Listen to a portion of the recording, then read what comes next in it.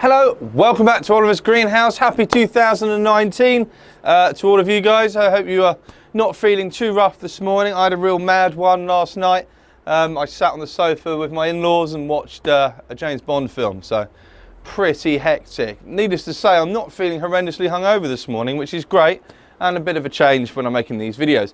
Anyway, so as promised, most of you have been following me on Instagram, or those of you who have followed me on Instagram, the long-awaited arrival of the Bulbophyllum Elizabeth Ann Buckleberry, culminating in a quite puny flower, really, and only one inflorescence. But the fact of the matter is, it has now flowered after me caring for it and growing it for the last 7 to 8 years. It's finally got its act together and done some blooming. So we're going to be having a look at that today. Only a very, very short video, but it's cause for celebration, really. It just goes to show that if you can wait nearly a decade, then you too can grow or bloom one of these rather fussy plants. So what I'll do is I'll grab you guys, move you up this end, turn the fan off, it's making a horrible noise, and we'll have a little look. Here we have the Bulbophyllum Elizabeth Ann Buckleberry, the greatly awaited, bit fussy under my growing conditions, but it has produced some really, really lovely, colourful blooms. Although only one set of flowers, only one flower spike, so it's not the end of the world. I'm quite pleased with it. Like I said, it's taken a long time to get to this stage. It's got these very long sepals that sort of droop down in front of the swamp caller. They're probably, I don't know, 15 centimetres long, and it's got the little wavy flag appendages on the top of the flower, very similar to Putidum up here waving around. So it's got these sort of deep pinky mottled stripes that flow down the sepals. Pretty little flower. I'll just give it a little sniff. This one doesn't smell like dead thing. It smells like, what is that?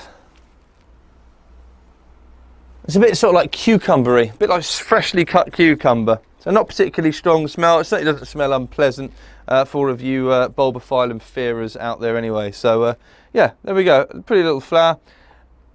The plant itself, I purposely haven't it's well overdue a repot. The potting media it's in has not gone manky, but obviously the fertiliser salts have built up, so all the moss has started to die off. Like I said, moss is a great indicator of the condition of your potting media.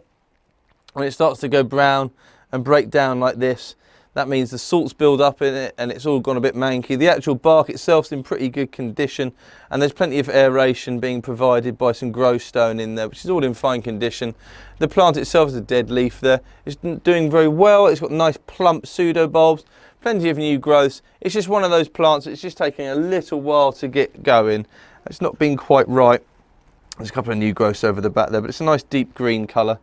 And it hangs up, well, it's currently hanging underneath the trays, the benching at the moment, because when I've got the, oh my God. Well, I did not notice that. This is the first time.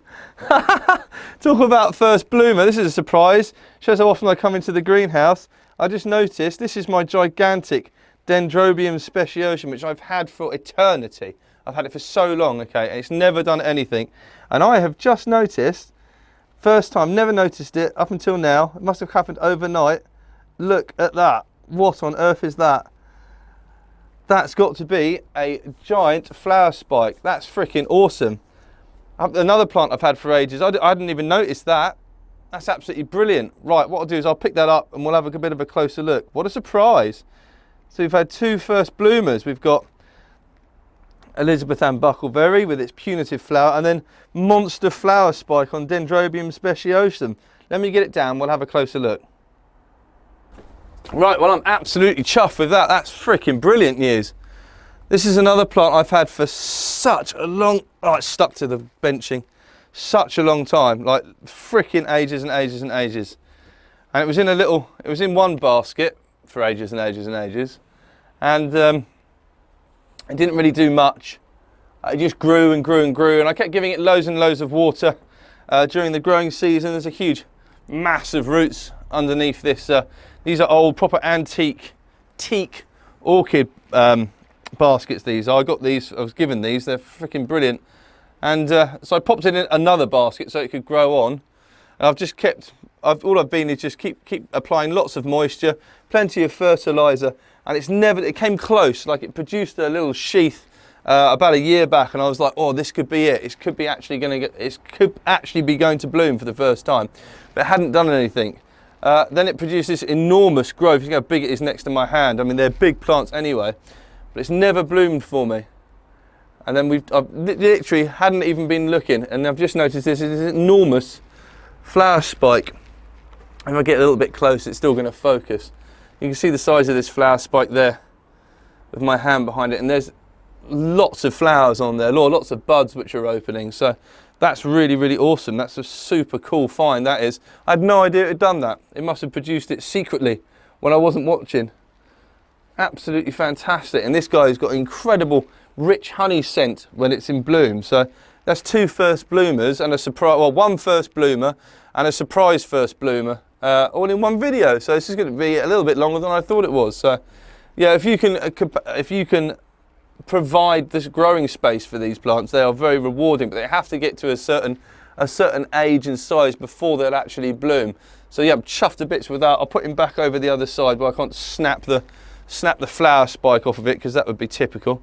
And on that note, I'll go and fill up the watering can and the spray bottle and give everything a quick soaking, because I've noticed things in here are a little bit dry anyway today. Condensation is a main feature of my greenhouse this time of year, but watering, I tend to let things dry out a little bit more, because it's so humid in here with all the condensation that a lot of the mounts will stay wet for ages and ages and ages.